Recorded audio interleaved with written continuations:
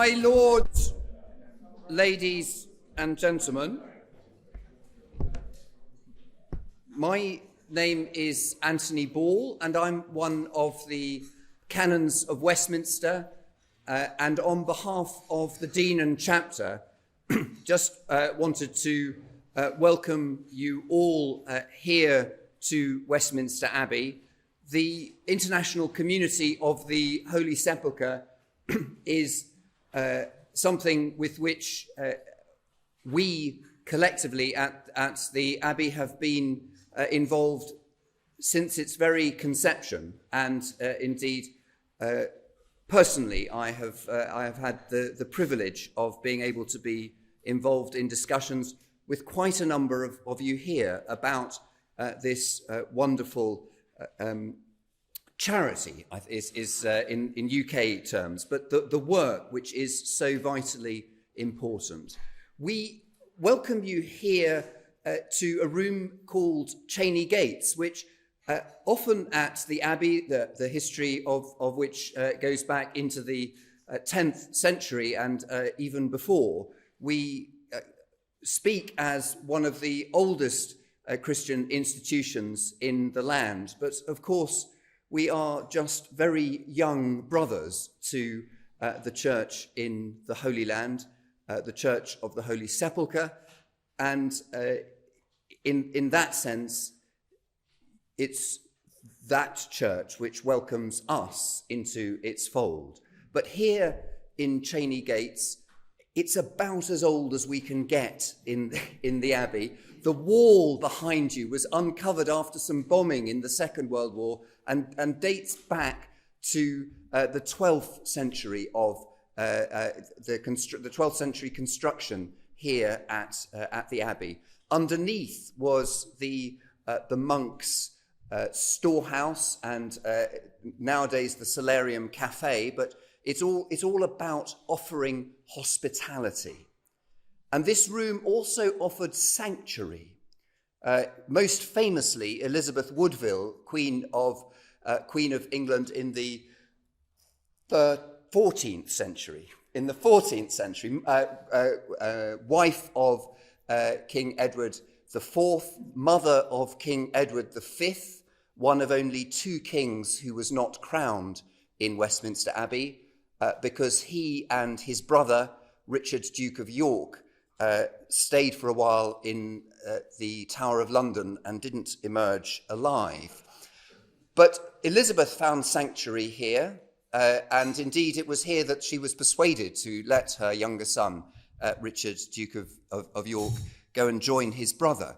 So as you go out, I trust that the sanctuary and hospitality which you have enjoyed in this place will allow you to go out reinforced, but to proclaim the needs of our brothers and sisters in the Holy Land, to bear witness and walk in solidarity with their witness and their proclamation of the gospel in the Holy Land, particularly in Jerusalem. So it is with great pleasure that I hand over to Anita and, or possibly even the CEO, but I suspect Mr. Tim Livesey, with whom I was engaged in another environment, again supporting Christians of the Holy Land just yesterday. So a warm welcome to you all. Please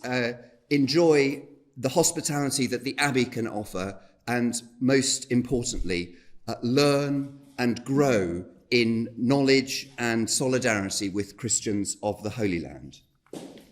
Tim? Thank you to Canon Anthony. You never get to come to Westminster Abbey and not receive a marvellous and free history lesson. So thank you for that. Thank you to you all for coming this morning. It is greatly appreciated. I should say I'm Tim Livesey. I'm the chair of the board of ICoHS, the International Community of the Holy Sepulchre. So welcome. ICoHS is in its infancy. It's a charity that began about 2 years ago just in time to wish hello to COVID. Therefore, it's been a little bit of a slow start over the last 18 months, as it has been for everybody. But we are getting into our stride. I want to pay tribute to those who began the work, Russell, Austin, and now we have Anita Delhas as our very dynamic CEO. So this is, in effect, to some extent, our first public outing. So thank you very much indeed for joining us. ICoHS is the work of ICoHS, which is to engage people in the task of accompanying and supporting the flourishing of the Christian churches in the Holy Land. That task is we are not alone. Many of you here are also engaged in exactly the same mission. And I'll say a word about that in a minute, if I may. The work in which is blessed and indeed commissioned by the heads of churches in Jerusalem, which obviously is important for us. And we will be hearing in the course of the next hour or so from both patriarchs, the Greek patriarch Theophilus and the Latin patriarch Pier Battista Pizzaballa, excuse my Italian, also from the Custos, and from Archbishop Hossam Naum, who, as you know, is the Anglican Archbishop of Jerusalem. So you will be hearing more from them in a moment. I just want also to thank those of you who are also engaged in the same kind of work.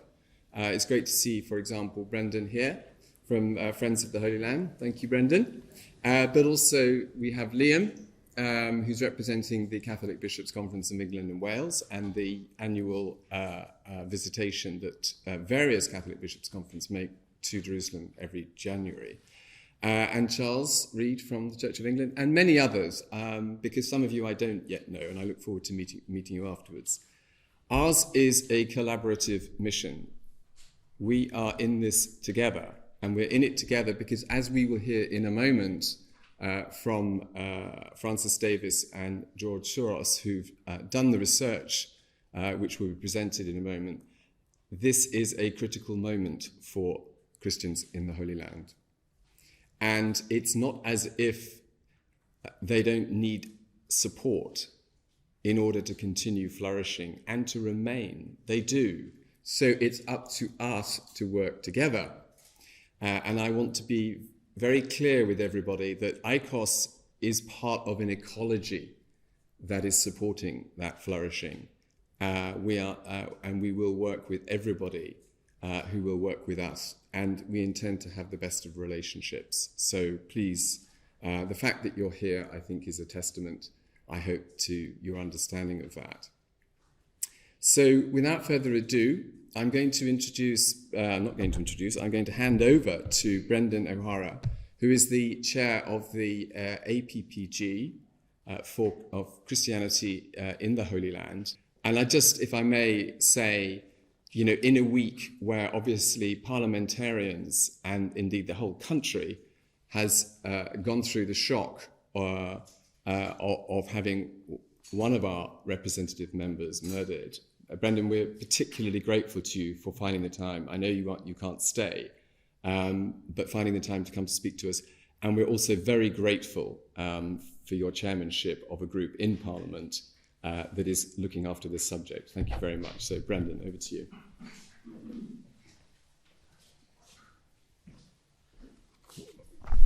Thank you so much for your kind words. Although you have promoted me far beyond my station. I am indeed one of the vice chairs. I think Steve, who was the chair, has been promoted and therefore has to step back. So I've stepped in gleefully, and it's a great pleasure to be there. I should say my name is Brendan O'Hara. I'm the Member of Parliament for Argyll and Bute, which takes in Iona, which is, as we know, the cradle of Christianity in Scotland, and it is one of the great advantages of being the MP for Argyll and Bute is I can get to visit Iona any time I like, and I do often. But as I say, I have the great honour of being the Vice Chair of the All-Party Parliamentary Group for Christians in the Holy Land. And we are hugely grateful both to the University of Birmingham and to ICoHS, who commissioned the report and who do such a marvellous job in providing a secretariat for our APPG. In 2018, I had the enormous privilege to visit the Holy Land, particularly Bethlehem and Jerusalem. It was part of a parliamentary delegation organised by KABU and Medical Aid for Palestinians. And I wasn't alone in the group in finding that personal pilgrimage to the Holy Land was a profoundly moving experience. I was also deeply moved the following year when I visited Lebanon, and we went to speak to the amazing people. I went with Aid to the Church in Need, and we went to the Bekaa Valley, and we spoke to Archbishop Issam John Darwish and his team, and the incredible work that they do day in and day out at the St John the Merciful table in the town of Zachley. Every single day they feed the poor of the area. Hundreds of Christians and Muslims, Lebanese, Syrian refugees, providing food, comfort and the necessity of life without question as to who they are or where they came from. It was a marvellous example of Christianity in action, and it remains to this day one of the most humbling experiences of my life. But having been to the Bekaa Valley and having previously walked the streets that Jesus and his disciples walked, and observing the ongoing ministry in the face of overwhelming pressure at times of the Christian community in the birthplace of our church, and having witnessed what is being done there now, I resolved that having witnessed it, I had the responsibility to share my experiences and do what I could personally to support my brothers and sisters in these special places. And in the years that have gone since, I've taken it on myself to speak to as many church groups, human rights groups as I possibly can in my constituency to share the experience of visiting the Holy Land and Lebanon and witnessing or bearing witness to what I saw. It's been a challenging and moving experience, but it's incredibly worthwhile because I think in our position, all you can do very often is bear witness to what you have seen, because we are the evangelists for our brothers and sisters in the Holy Land. I think we're very lucky in Parliament now that we have a growing all-party parliamentary group. We combine both members of the House of Commons, members of the House of Lords from every party and numerous faith communities. And we work together to raise awareness of the challenges and the opportunities facing our brothers and sisters in Israel, Palestine and Jordan, and indeed beyond. And some months ago, we became very high-tech and we introduced Zoom. Yes, who would have thought that the APPG for Christians in the Holy Land would resort to Zoom or adopt Zoom, an early adopter of Zoom, but we did, and we had the enormous pleasure of three of the most senior Holy Land church leaders come and address us at our APPG, and I refuse to believe that this would not have been the first time that the Orthodox Patriarch, the Latin Patriarch and the Anglican Archbishop have been together on Zoom. It must have been. I can't believe it wasn't. But at that meeting of the APPG, we promised Patriarch Theophilus, Patriarch Isabella and Archbishop Hossam that we would do everything in our power and we would advocate on their behalf in Westminster and within our respective parties and in our communities and our spheres of influence to do whatever we could to help. And we've done that. And I am enormously proud of the fact that the APPG, with the irreplaceable Russell helping us every step of the way, that we have managed to help secure the publication of this report. And I think this report is clear evidence of the vital contribution that the Christian community makes to the peace and the prosperity of all communities in the Holy Land. And it will equip us to keep our promise that we made, that we would, as parliamentarians, play our part in enabling the Christian community in the Holy Land to flourish and thrive and to secure a future, an all-important future for Christians in the Holy Land. Finally, I just want to say thank you to Canon Anthony and the Abbey. It's my first time in this room. I hope it won't be the last. I'm looking around. If I think he's not here, I was going to try and secure a tour at some point from Canon Anthony, but he must have read my mind and scarpered. But I say I would love to stay. But unfortunately, I have Bill Committee in about 10 minutes, and I have speaking in a debate on COP26 at 1:30. So if you do see me sneaking out, please don't judge me. I am just enormously busy, but I am so grateful for the invitation to have been here today and for the opportunity to speak to you. And I commit personally to work as hard as I can to further the aims of the APPG and the aims of everybody in this room, and that is to secure that future for our brothers and sisters in the Holy Land. And thank you for the invitation. It's very much appreciated.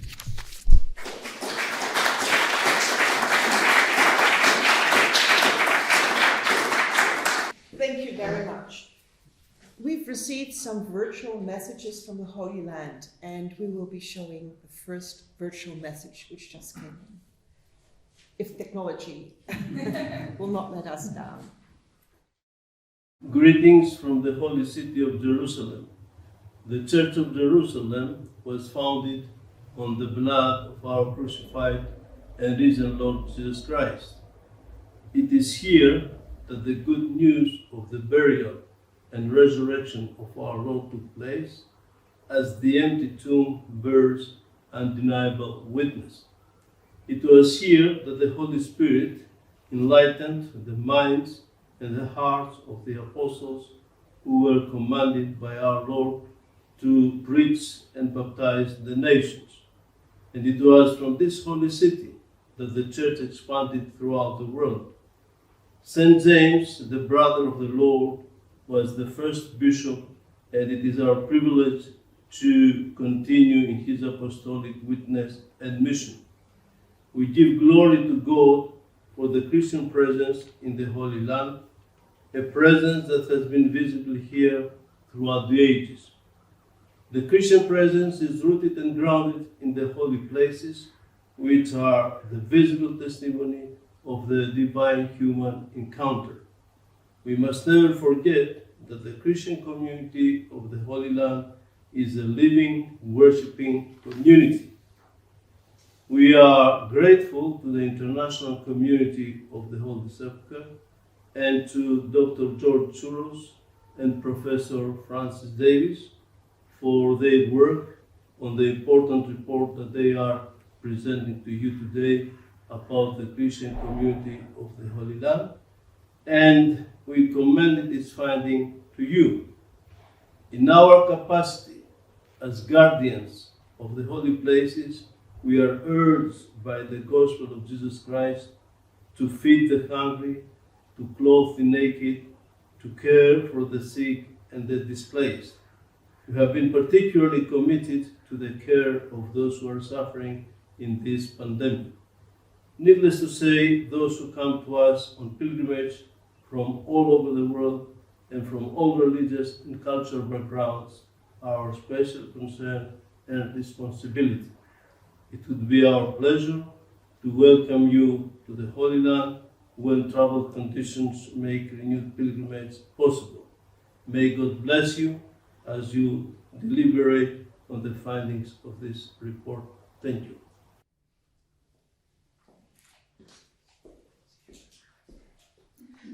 We're very happy to start now with the presentation of the report, and I would like to ask Professor Davis, Francis Davis, and Deacon Dr. George Tsourous to come to the front to present the report. So it's good to be here. I mean, we don't need to worry about being heard at the back, but you can swap with someone who can't hear if you want, that's fine. And it's nice to see some old friends. So I was looking around, I see Tim, whose work I would know from number 10 and from the Archbishop's palace before, but it's a small world. His sister taught me, and Canon Anthony, who's left, was a contemporary of mine at university, and we didn't know each other, but I remember him being a beacon of the faith in the community of the university with Robert Buckland, the Justice Minister, and being around on campus trying to keep the current chair of the 1922 committee in order, Graham Brady, who was also very active. And there are other friends here as well, and such as Laura Marks, who does such amazing work around genocide and around Holocaust Memorial Day, which aligns with my research in Rwanda, and Lord Bates, just back from the Camino de Santiago, who did such a fine job as a minister. And so it's great to be here with so many friends and so many people whose work I admire. George is the principal investigator, and he'll tell you most about this report. And we've worked together, and it's strange to be together because we've had to do this in lockdown conditions, and that's been an experience. So it's the first time we've met in real life, so he's real, so that's great. And I was at a conference on Tuesday where someone said, "Are we all real?" And I thought, oh dear. And we've explored the role of the Christian community in a slightly distinctive and different way, which is rather than to look at ideas and beliefs, although that's significant, we've sought to look at the contribution that the Christian community makes to the region, and then to explore some of the challenges that exist in making that contribution. And we've explored the cultural, the spiritual, the economic, and the public value contribution, the welfare contribution. And just really to encourage you to read the report, because the data set out across a range of those paradigms, and George will say more, and then really just to focus in on a couple of areas that, for example, the local government and legislative bodies are aware of, but haven't really brought together in one place before. So if one tracks local data, for example, one discovers that 53% of all inward-bound tourist footfall to the region under normal circumstances is Christian. And just over a quarter of all tourist footfall in Israel is to the holy sites, from Christian organisations or Christian networks or the Christian community abroad coming in to visit. 95% of all tourist day trips are to the Christian sites in the region, and combined this generates in excess of $3 billion a year, which would be just over the total US aid to Jordan. That's $3 billion a year into Israel, which is just over the total aid budget of the US into Jordan. So if one looked at the Christians as an economic sector, one realises that they're a key plank in the Israeli economy, a key plank in the wider Palestinian Authority, key active contributors to the region, making a contribution out of all proportion to their size. And so a diminishment of the Christian community would be a diminishment of the Christian community, but would have put Israel and the Holy Land economically under even more pressure than at times it can be. And so it seems to me that if one cares for Israel, or if one cares for the wider area, or if one cares for the place as a whole, one has to care for the Christian community, because to diminish the Christian community would be to undermine all of the communities that exist in that area. But in looking at that, we've identified a couple of areas in the recommendations where sometimes some of the proposals locally that come to light vis-à-vis the tourist sector aren't particularly helpful. The Mayor of Jerusalem, maybe, we've recommended, needs some tracking, and some of the proposals that emerge from time to time in the Knesset, because they seem to, at times, have made some of the mistakes that charity lawyers and lawyers have made here when they've come to assessing what religious organisations are up to. And identical mistakes as well to those who've developed the law of associations in South Africa and Rwanda. And that's to say that they think that religion only happens inside a religious building, and everything else must be business. So what you do is you regulate business as business, and then you regulate religion as inside the building. And so what one then misses is that around an economic hub, and forgive me, that might be the Church of the Holy Sepulchre, in the same way it might be the Canterbury Cathedral, around an economic hub such as a holy site, one has emerging an ecosystem of ventures that exist to support the ministry of that site. And so they're symbiotic with the ministry of the site, and so they're part of the whole. And so if one regulates them in a very distinct way, one ends up sort of accidentally undermining the whole of that contribution. And so there's just some areas there to track and to pay attention to. And then there's a similar contribution we found in a very emerging way in the burgeoning tech sector in the region. So some governmental interventions have specifically targeted venture capital investment from government, from the Israeli government, from the Palestinian Authority, to build the capacity of local Christian communities to build tech ventures, because it's such an important future trajectory sector to the region. But then there are some obstacles then around talent recruitment and talent retention, and whether or not the way that resources are allocated attract equally across communities. In the same way that we make mistakes here, I used to be on the board of an NHS trust that forgot to care for any of the black people in its patch because it never tracked it. Then when it started tracking it, it could sort it all out and the performance of the public sector body could improve. So there's some things to track there as well. So a striking economic contribution out of all proportion to the size of the community, striking innovative contribution in the tech sector on the economic side, with lots of potential for that to be built on by external venture capital from the Christian community from abroad, from enhanced philanthropy from abroad, and just by tweaking and improving some of the legislation that's in place at the local level. And I'm going to hand on to George to talk about the other findings of the report. Thank you, Francis. It's great to be here today. So in addition to presenting new data on the Christian contribution to existing economic sectors, particularly within the tourism sector, as demonstrated by Professor Davis, we have also recorded the major civic benefits arising from the cultural, spiritual, education, and social welfare aspects of the Christian ecosystem. So Christians add significant public value by having established schools run by the local churches. These schools foster high-quality education within Israel, the Palestinian territories, and Jordan, and are considered being far superior to the Muslim and Jewish counterparts.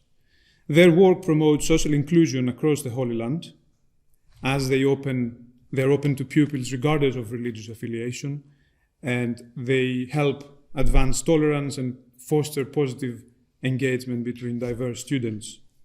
Now, beyond education, the Christian contribution to society is wider still. Christians make valuable contributions in numerous fields and are involved in various businesses in the Holy Land, trading in real estate, in regional medicine, in academia, but also in contributing in technological aspects of local economies, such as, for example, in tech startups and ecosystems, and other humanitarian sectors in Israel, Palestine, and Jordan. And just to add on that, in Israel alone, even at the most conservative of estimates, the incoming international resources in this regard are in excess of $250 million per year. And if we then add philanthropic resources sent to the region from organizations such as World Vision and Caritas, that takes the figure close to $3 billion. We found major concerns, however, that the systems for visas, educational funding, and social welfare for long-term contributors, such as the Christian communities, were not being operated fairly or transparently, thus raising concerns that, first, uneven administration could undermine the recruitment and retention of talent, and secondly, that other public contributions of Christian ministers and lay people may be diluted or damaged. With education in particular, data emerging from our research, but also including findings from a rapid assessment that ICoHS did this year on education in the Holy Land,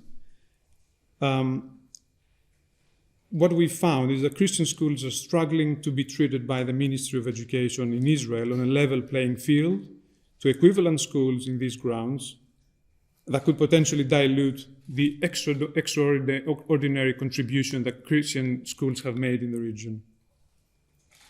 So we thus recommend that in dialogue with the Israeli government and international embassies, particular attention ought to be paid to the threat that the mayor and government of Jerusalem and some other localities and occasional proposals in the Knesset present to the public value being added by Christians. These actions also threaten the survival of the ecosystem that sustains the Christian community in the region. We recommend that the Israeli government's performance data related to turnaround times for clergy visas should be scrutinized in order to establish if uneven administration is indeed taking place.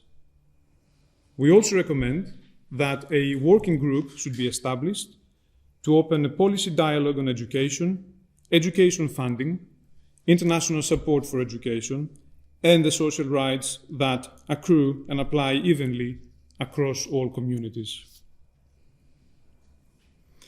So the ICoHS Defeating Minority Exclusion and Unlocking Potential Christianity in the Holy Land report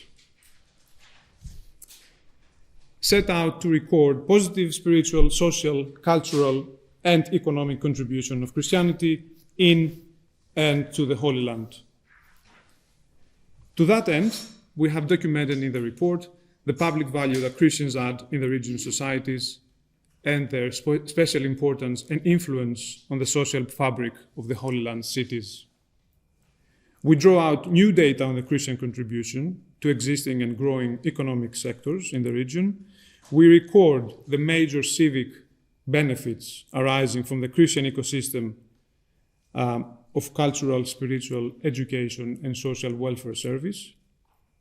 We begin to measure the scale of incoming philanthropic resources that assist these endeavors. We have also worked, however, towards identifying the risks and constraints that exist to restrain that positive contribution. And these include state taxation on Christian churches that directly threatens the very existence of these institutions, delaying or denying visa access to Christian clergy, which poses a great challenge to everyday pastoral, ministerial administration and running of the churches. Government pressure on tourism directly affects Christian businesses, but also ineffective international support, social hostilities in Israel, and the status of Christians in Palestine as a minority, as well as unemployment and poverty exacerbated by the recent pandemic, threaten the very existence of Christians in the Holy Land. Most of these issues, part demographic, part legal, part resource-focused, are identified as threats that require urgent attention. Most importantly, these issues are interlinked and contribute to the tendency of Christians to emigration. If the Christian population in the Holy Land declines even more rapidly, the positive contribution will be undermined. So concerted efforts at home and abroad can mitigate the risk. So with that in mind, we have identified key conclusions and made specific recommendations for next steps. Though it's necessary coordination between ICoHS, the local churches, church-affiliated organizations, donors, external donors and investors, as well as the local communities. The recommendations offered map possible new directions to overcome the challenges identified and meet the needs of Christians in the Holy Land. So these strategies could help reduce emigration and stop the exodus of Christians from the Holy Land. They open channels for dialogue and participation between state and non-state actors. They contribute to building enhanced policy advocacy for Christians in the Holy Land to create change in policies that affect them. They function as a basis for the planning of new investment, resource gathering and support, and it's really a foundation for researchers in governments and beyond to improve the evidence base through which they interpret Christian and other community minorities in the region. More importantly, this exploratory report provides the basis of further analysis and recommendations for actions by policymakers, diplomats, funders, and especially the wider global community of individuals and organizations who cherish the Christian community in the Holy Land's current and future contribution. Thank you.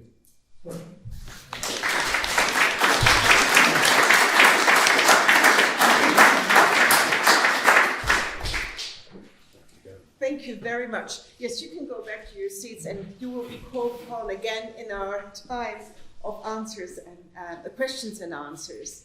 Thank you very much for this comprehensive presentation.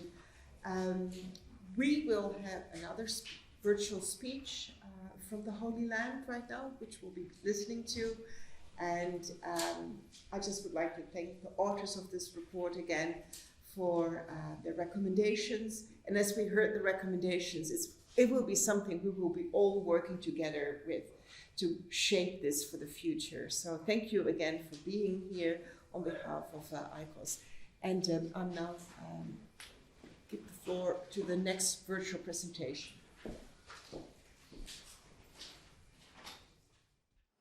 When we think about Holy Land, usually we think about holy places and places where Jews, Muslims, Christians and different identities live together. Sometimes also we think about quagmire of confusion, political, social and so on. All this is true. But Holy Land is also the heart of the life of all the world. And Christians are part and parcel of this pluriform identity of Holy Land. And of course, everyone, when he thinks about Holy Land, thinks about Bethlehem, Jerusalem, Nazareth, and holy places, especially for the Christian world, which is true. But Christians are not only living around and around holy places, thinking and preserving the memory of their faith. Christians means also living a vibrant present here in Holy Land, with a lot of activities, pastoral activities, educational, formational activities. And most of them are in proportion much bigger than the small size of our presence. I think, for instance, about more than 100 schools, where dozens of thousands of students are living and are formated, and most of them are not Christians, are Muslims, and not only Muslims. I think about hospitals, centers for elderly people, centers for children coming from families with problems, and many, many other activities. So the Christian presence is very important here for the social impact, especially in Palestinian society, but not only. Of course, Christians are present also in the commercial activities and many other activities in the ground, but recently we are exposed as Christian presence and Christian community to many challenges. Some are old challenges, some are new ones. The old challenges is that the political tensions are creating a lot of difficulties to the Christian presence, especially in the activity connected to the commerce and the entrepreneurs. All those have activities are facing a lot of problems. So the middle class is shrinking, unfortunately. And the new challenges are coming from the COVID-19. The COVID-19, because of the COVID-19, since 2 years we don't have pilgrims, and all the Christians living of tourist activities, hotels, tourist agencies, souvenir shops, and many other activities for 1,000 families now are enormous. They have enormous and serious problems. So I appeal to all our brothers and sisters around the world to remember this small but important presence here in Holy Land, significant for the political activities, social activities, formation activities, and who is also preserving the heart of the Christian memory here in Holy Land. I would like to introduce His Eminence, Archbishop Untitled from the Coptic Orthodox Diocese of London for some short words of reflection. Sisters and brothers, good morning. Apologies for my delay, but 18 months has not changed traffic in London. If anything, we've all come back to more cycle lanes. Not that I'm complaining. It's that we're the wrong thing to do just before COP26. So it is a pleasure to be here and a blessing. And it is particularly a blessing to speak about this incredible phenomenon, which is the Christians of the Middle East. We reject as Christians, and I must, declaration of interests, I wear more than one hat besides the obvious. And that is that I will say we, because I was born in Egypt. I am a member of the Coptic Orthodox Church. But incredibly interchangeably and without any sort of conflict, I say we to us here and what we can do. And I think that is what we as a church, what I can bring.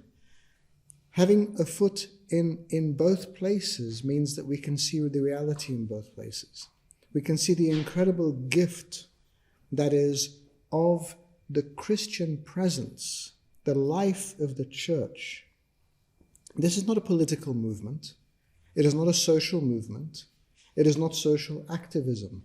This is a living and breathing body of Christ in the church. And the church that has been there since the foundation of Christianity, over 2 millennia ago. And despite all the challenges and everything that is so difficult that has happened over the past years, they're still there, witnessing, living, proclaiming. If anything, being a very small Christian minority in a predominantly Muslim region, and if we're talking about the Holy Land in particular, with their Jewish sisters and brothers, means that despite this cocktail that could be problematic, they actually present an incredible picture of interreligious dialogue, of interreligious life. Because unlike us, and this is the other us, here, when we talk about this sitting around conference tables, this is day-to-day life. This is existence. This is the importance of witness. This is, and I now express my obvious bias, Christians being Christians, in expressing the love of God. But it also means they love their Muslim sisters and brothers, their Jewish sisters and brothers, their sisters and brothers who, especially over the past 10 years of what was so badly termed the Arab Spring, those who, because of that, have now decided to have no faith at all. But that is what they do and what they stand for. When we gather here, we're not just speaking about a hypothetical situation. We are speaking about lives that are under incredible pressure, but that also express incredible grace and power, and we are so thankful for that witness. We're thankful for that witness because it shows us what we should do here. If this is the reality under pressure, then how much more is our responsibility here when we can speak from a place of relative comfort and security and safety? How much more do we have a responsibility here and now? We cannot just paint a rosy picture, because the Middle East, for its nature and because of its composition, is a place of conflict as well. And the conflict also is very real. We see an incredible amount of anti-Christian activity and sentiment and attack. We see an incredible amount of anti-Semitic attack and rhetoric. And we see a movement against Muslims who do not fit into an incredibly tight mold that dictates to them what a Muslim should be in rejecting the other. I've noticed something notably in the Holy Lands and around parts of the Levant, and that is that this understanding of who's a Christian and who's a Muslim doesn't really matter. They have a social interaction that makes them one. Unfortunately, that is not the case in Egypt and in some places, because we've had much more of an Islamist presence, which now, when people go to look for a job, they'll ask for your first name, second name, third name, fourth name, go to their fifth name just to designate who you belong to and who you don't belong to. Because names in the Middle East will determine what faith you belong to. But when I've been to, and I've been very blessed to be to the Holy Land numerous times, that is not the overarching ethos, but people who genuinely want to be together. There are, of course, radical elements on every side, and those try to shake the foundation that all of this is built on.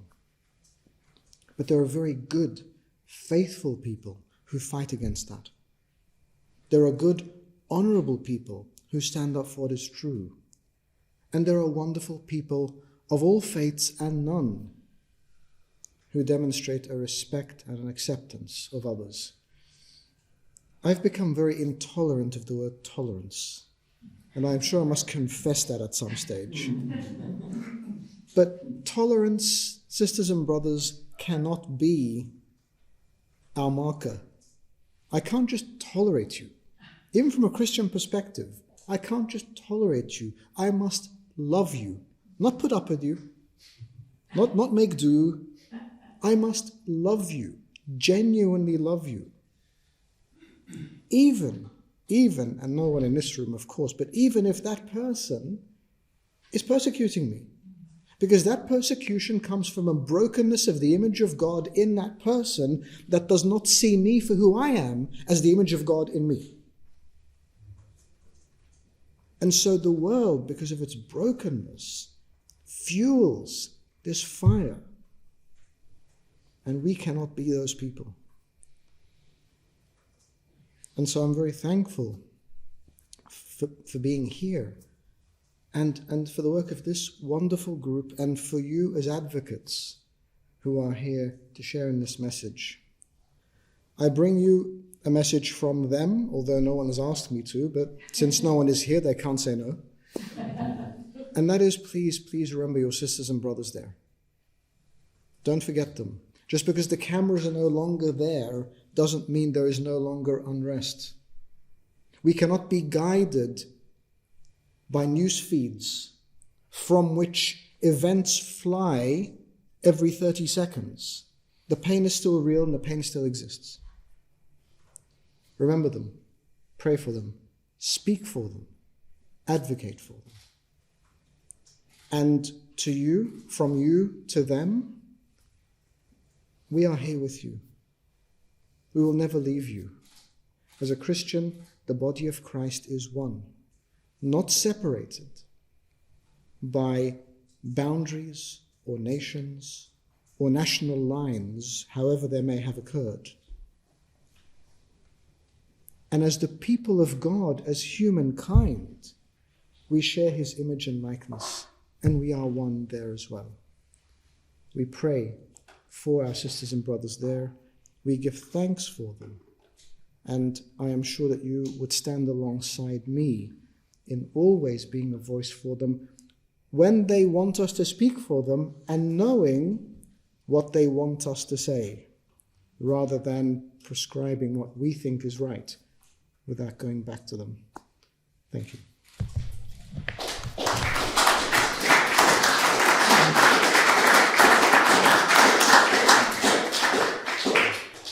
Thank you very much, Reverends, for your words of wisdom and love.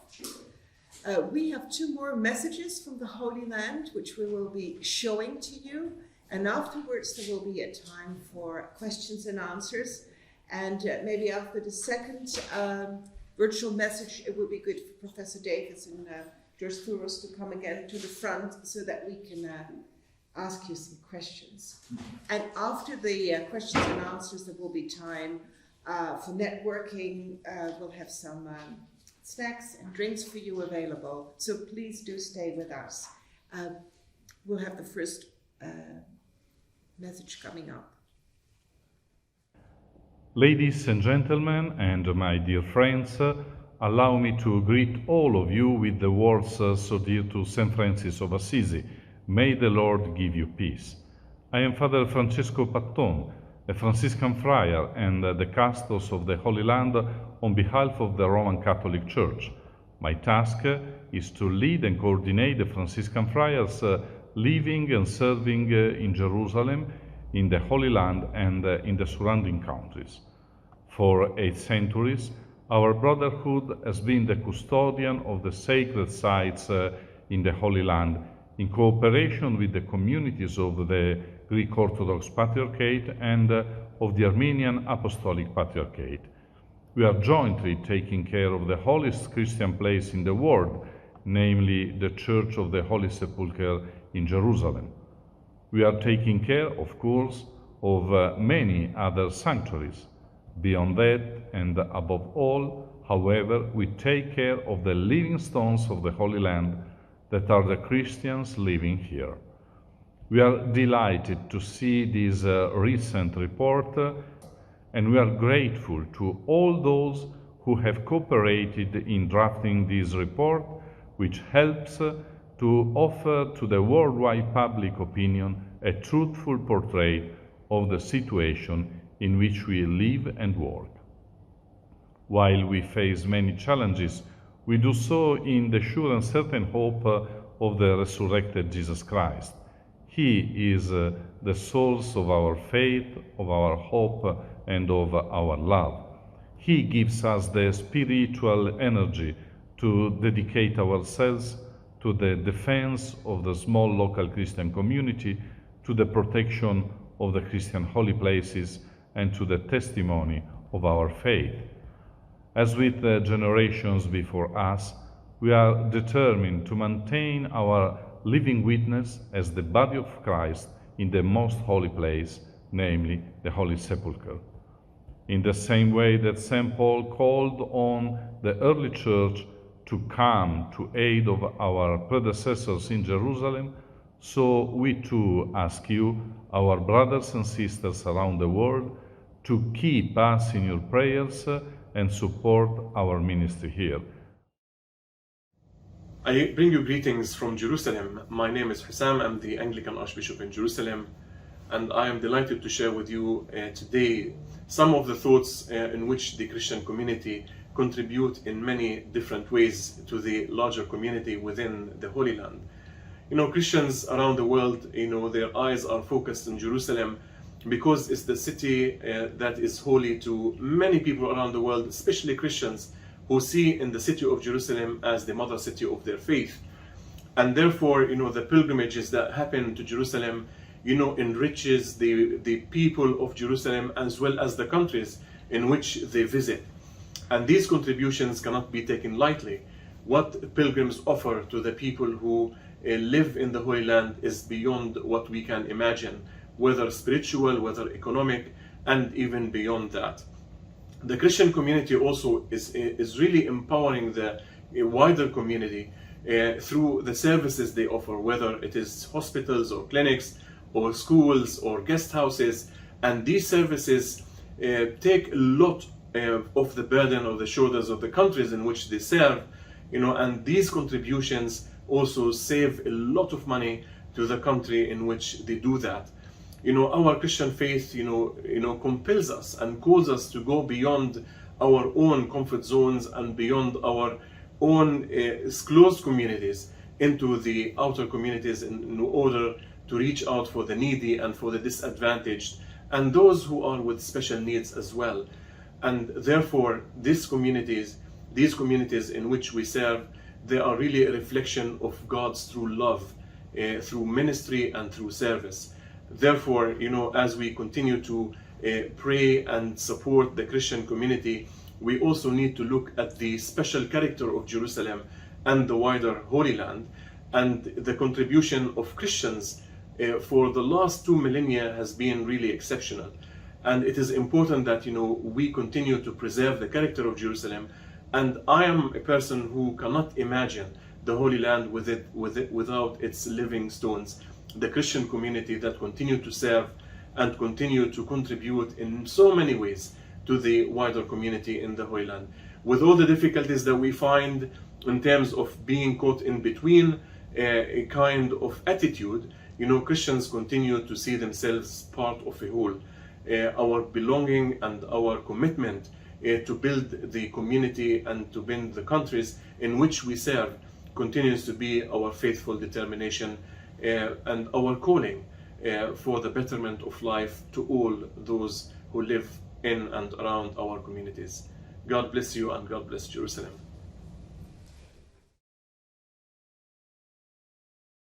My name is Prabhu, and I'm from India originally. And the background to my question is that in India, certainly, the growth among followers of Jesus has been almost entirely outside the denominations, the established denominations. So obviously, some has taken place in the established denomination, but most of the growth has been completely outside the churches.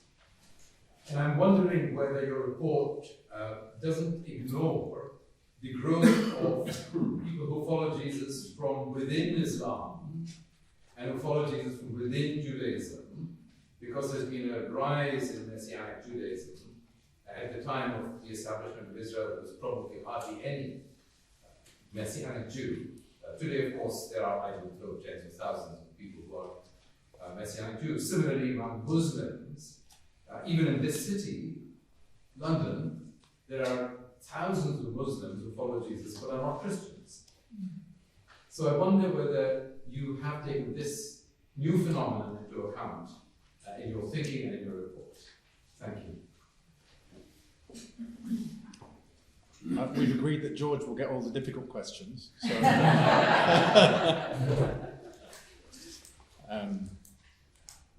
Well, I mean, if I you could stand up so that we can move So yeah, no, thanks for that question. I think if I make a very brief comment, and I think George, because he's done a lot of anthropological work, in situ comments.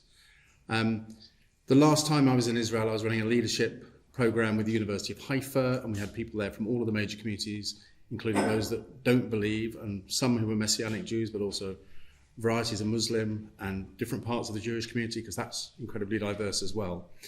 And I think in a short exploratory report, to have gone into the diversity of the Jewish community, the diversity of the Muslim community, the diversity of the Christian community, that would have been kind of like the first 80 pages in definitions. So I think we were trying to kind of a snapshot of the contribution and the risks. But you know, I hear what you're saying.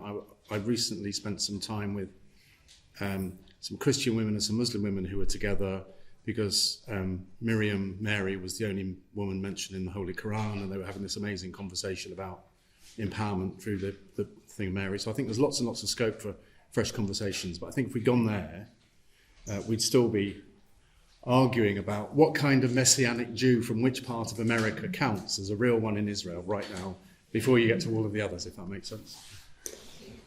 Yes, that's a very good question, actually. Certainly there's a lot of contribution coming from communities you mentioned. In the report for the economic contribution, we picked 25 Christian organizations, but there's so many more, and also from Messianic Jewish background.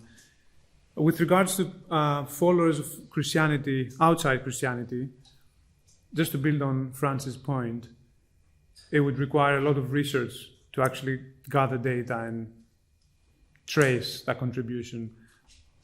But yeah, why not? That's certainly something that can be done in the future.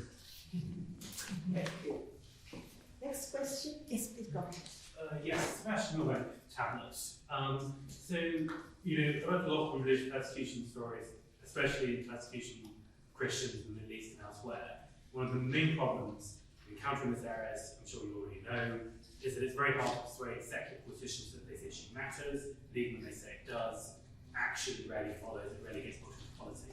So my question is, if I'm, writing an article, I'm talking to an MP who isn't already invested in this issue, why does it matter to them? Why do they care? Why does it matter to their constituents and to the general public?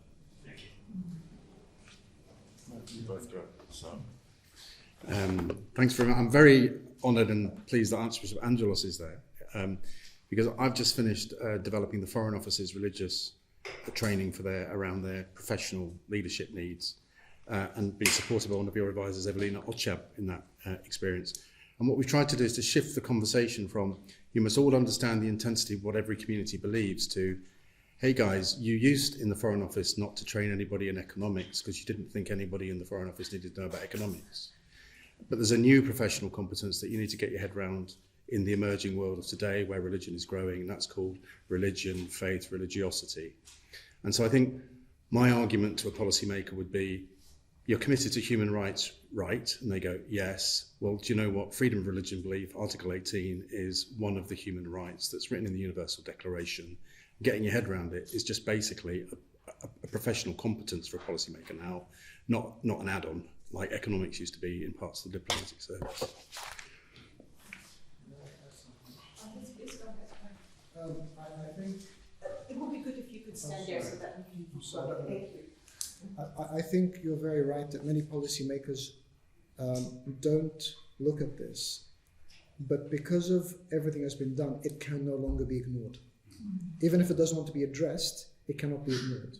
And the more we speak about it, the more we address it, the more it comes up. And the Bishop of Tsourous' review was very clear, and especially all of our approaches towards Christian persecution and the phenomenon, as you know, my office is trying to point out, is actually founded on the idea of freedom of religion or belief for all. Because as Christians, we don't just want our rights, we want rights for anyone and being advocates. So I think you're very, very right. And it's a slow uphill climb, but it can no longer be ignored. Thank you. Yeah, just to add, thank you, Your Eminence. The Christians in the Holy Land have been entrusted with protecting the holy sites. Now, these Christians there are linked to 2.5 billion Christians across the world. So the local in Jerusalem is in connection with the global around the world. Besides that, if that Christian community declines and Christians leave the Holy Land, the positive contribution we have identified is going to go, and with it, it will affect the other communities, religious communities and ethnic communities in the area. So it's in the benefit of everyone to actually support the Christian community. Thank you. Yes, Julia, go ahead. Julia Bittnell, World Watch Monitor and ex-BBC. I'm going to be devil's advocate, like my colleague from the tablet, because I think these are difficult questions for the general public. The perception, which I saw again quite recently on a documentary, is that the churches in the Holy Land do not actually get on with each other, to such an extent that an Arab family keeps the key to, I believe, the church. And that is reality. That's what many of our colleagues... Sounds like Christians all over the world. So what assurance can you give us that the churches themselves are actually getting on better than they used to several hundred years ago? Thank you for this question. Isn't it a proof that Christians remain in this place for 2,000 years now?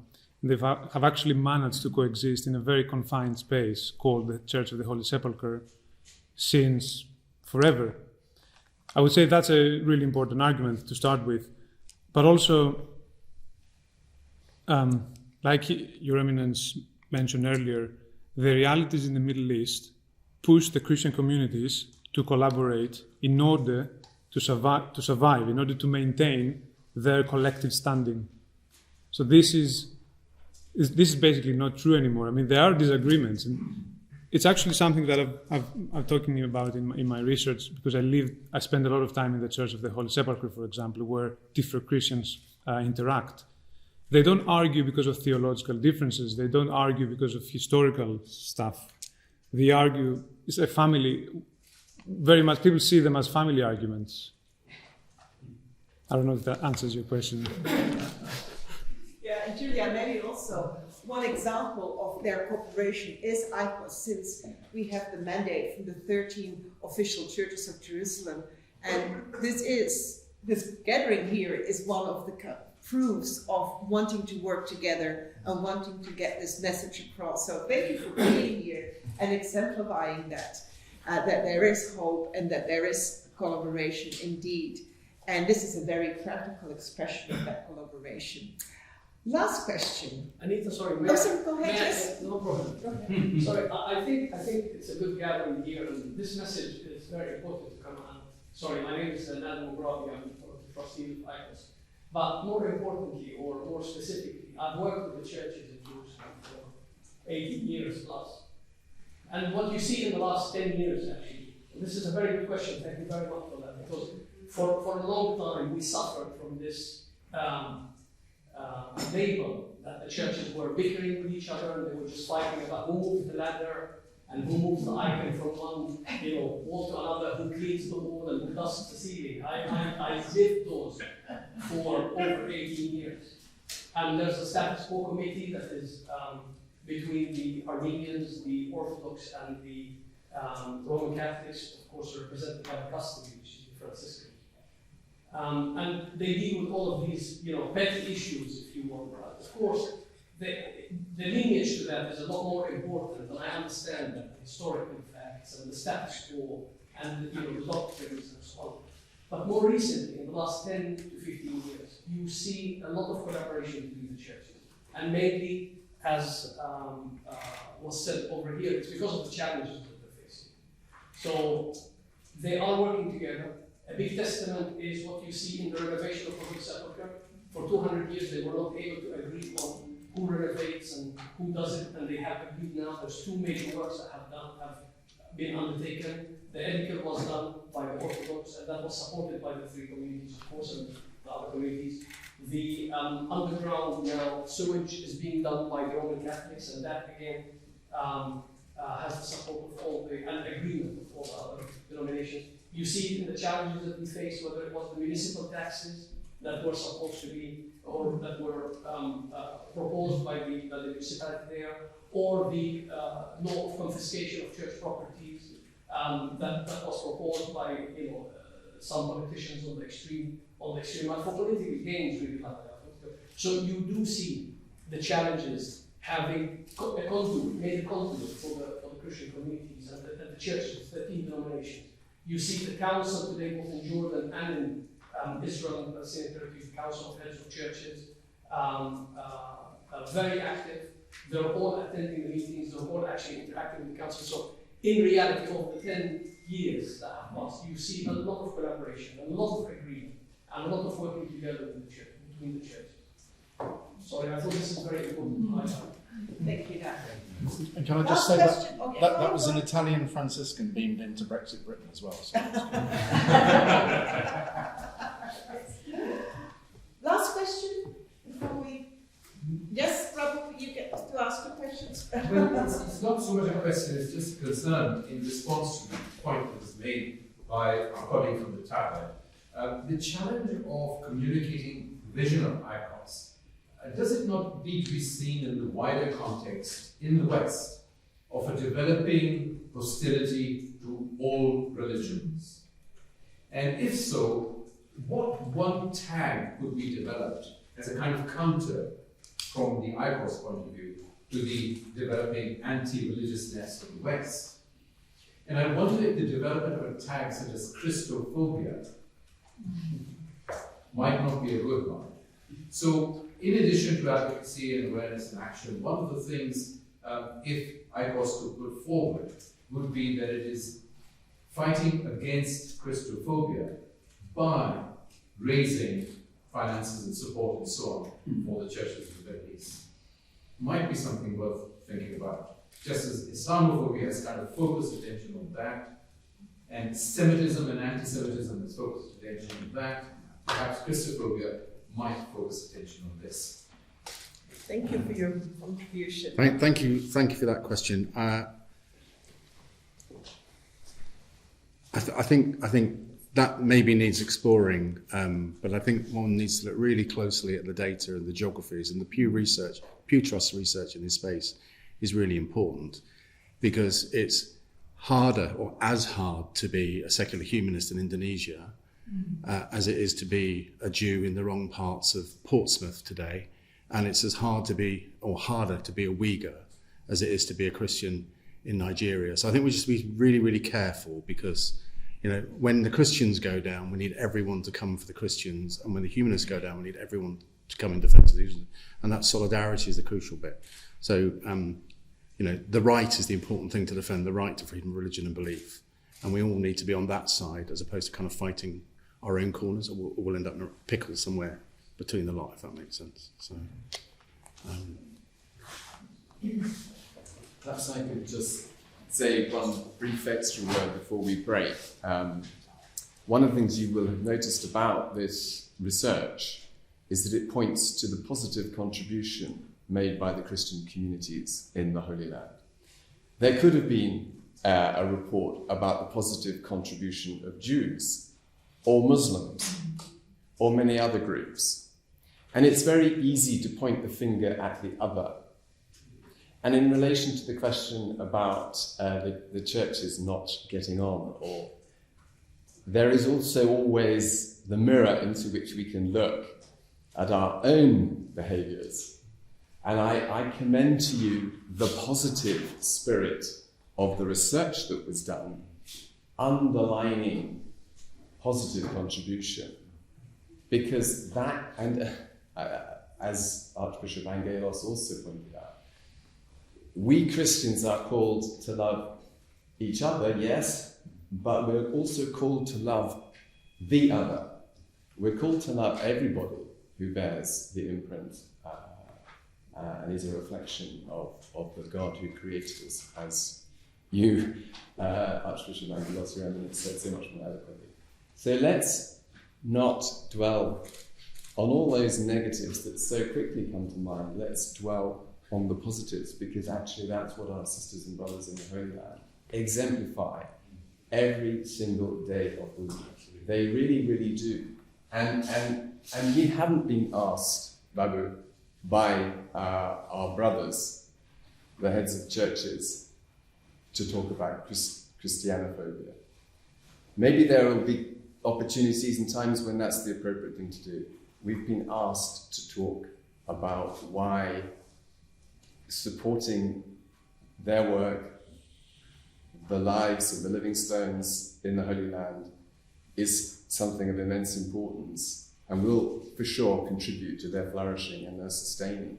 So I hope that you will feel that this morning you've heard something. Many of you don't really need to be, as it were, converted to this cause. You're already part of this cause, and I want to acknowledge that. And it's a particular pleasure, actually, that amongst us are MPs, parliamentarians, and those who work for parliamentarians. And I want to thank you for coming and taking time out of your very busy lives. So, Laura, last word will go to Laura, and then we will break for refreshments. And please do stay, and the refreshments are back. But I'm really pleased. Laura, come up and you have the last word. I don't want to take everyone's time, but I suspect I'm the only Jew in the room, and I just was very, very taken with what I heard this morning. I was very taken by the positivity of it. I think many people are in the same boat in that we want to support the role of the Christians, the contributions of the Christians in the Holy Land. And I just wanted to say that as somebody Jewish, I am very much committed to my Judaism. I really applaud what you're doing and want to contribute to your work and want to support it. So that's what I wanted to say. It was a big thank you, and it's a collective effort. So. Thank you, Laura.